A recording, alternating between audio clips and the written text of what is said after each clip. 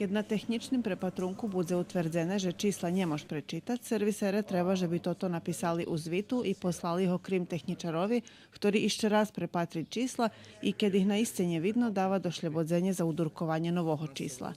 Udurkovanie nového čísla za hraždanov bude najväkší trošok.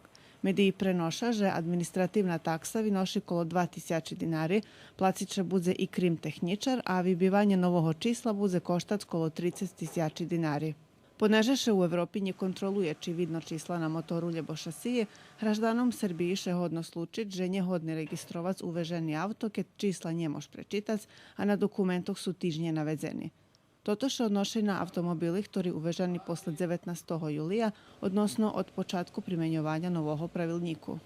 Všetky auta, ktorí uveženi, skôr toho datuma môže registrovať, hoď im nevidno vinoznaku, ktorý broj motora a broj šasí, môžu dobiť rešenie, že by oni udereli nový broj i že by ho mohli registrovať. A posle toho datuma, ktorí uveženi nemajú, nemôže registrovať. Znači, ľudia, ktorí kupujú polovné auta z úvozu, bez uverenja od Agencije za bezbednost saobraćaja, že tam postoji broj motora i broj šasí, že všetko u poriadku, to auto ne kupuju auta, ktorí nemajú uverenje od Agencije za bezbednost saobraćaja.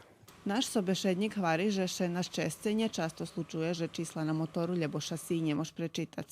Najčastejša príčina tej chyby to ardza, a iskustvo ukazalo, že na starších autoch kvalitetnejšie upisani čísla, ta ih barže vidno jak na novih.